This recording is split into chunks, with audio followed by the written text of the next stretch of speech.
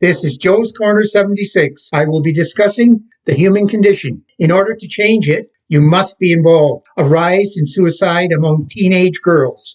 They need help. Teens are very good at hiding things, making it even more important that parents start conversations with their kids to uncover difficult feelings. We all need to be proactive about having open conversations about the difficult feelings of young people and what they're dealing with.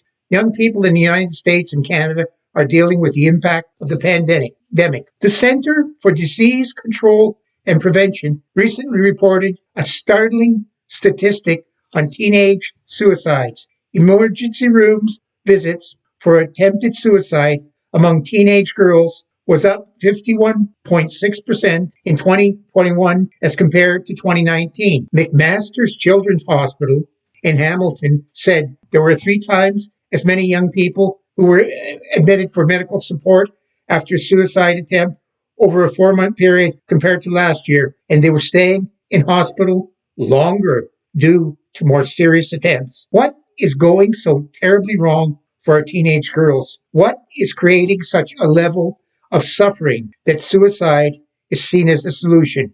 What can we as parents and in general adults do about this disturbing new reality? All of the following is related to teenage girls, but all of the main points are applicable to young teenage males as well. The complicated reasons for the whole widespread of anxiety, depression, and suicidal thoughts are more than can be discussed here. There is one theory that tries to explain these statistics, and above it is that girls specifically rely on social connections to friends, teacher, and schools for their mental health. The interactions that social connections depend on have been lost or have been very disturbed over the last 2 years. As we know, a serious disruption in social rhythms really increases the risk for a major depressive episode among teens with mood disorders, which include up to 20% of teen girls. 9 out of 10 teens who suicide have a psychiatric mental health condition, more than half of which are mood disorders.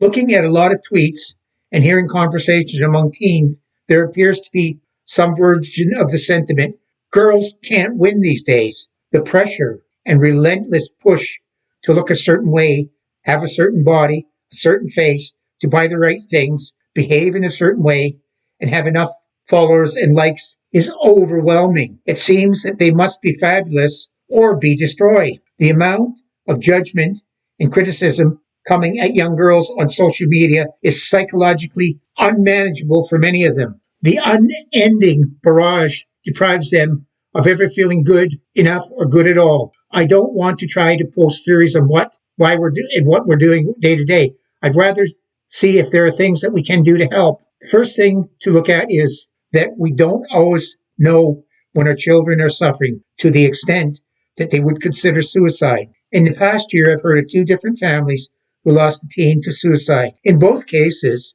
the parents were loving and involved and still didn't know their children were struggling. Teens are good at hiding things and being secretive.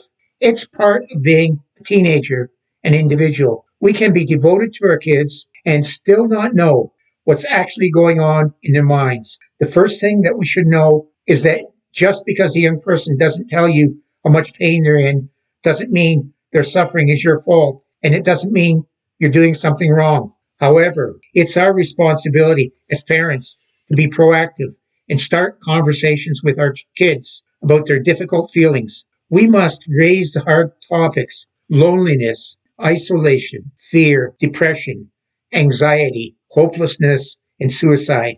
We can ask them point blank if they ever thought about hurting themselves and why. Talk to them and ask them if they're willing to make a pact with us. No matter what, talk to us before doing anything to harm themselves. We need to ask what they are doing online.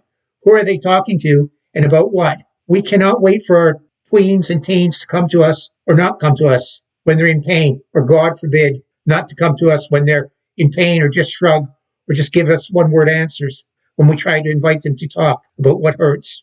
It's very important that we welcome their confusion, fear, anger, sadness, and the rest of their experiences. This shows our kids we care not just about their strong and successful resilience, about all about them, including things about themselves they think are shameful and unwanted. If we show our continuing interest in their lives, it shows we have the emotional strength and that we can be there for them to deal with their difficult feelings, and it shows we are not afraid of their big issues, so they don't have to be either. If you worry about bringing up the suicide pact, this will not cause suicide.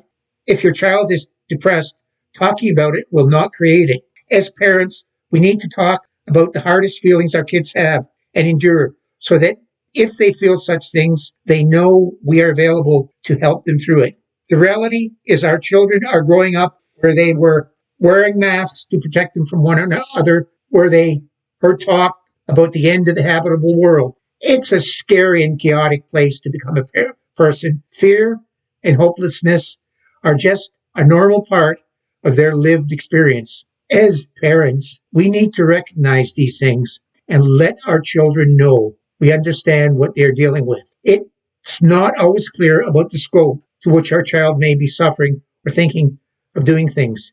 There are certain warning signs. Has your child had a recent emotional upheaval, death, public humiliation, or a significant blow to their self-esteem or sense of belonging? The American Psychological Association advises if some of these warning signs are here, like changes in appearance or hygiene, increase in the use of alcohol, sudden drop in grades, social withdrawal, talking about suicide, making comments like, nothing matters, I don't care anymore, everybody would be better off without me, you don't have to worry about me much longer, I wish I could go to sleep and never wake up, talk about hopelessness or having nothing to live for, risky, impulsive, and reckless behavior, self-harming, searching suicide, or getting potential weapons, giving away possessions, peer pressure, and being bullied, and sexual or gender identity confusion. Adolescence is defined by moodiness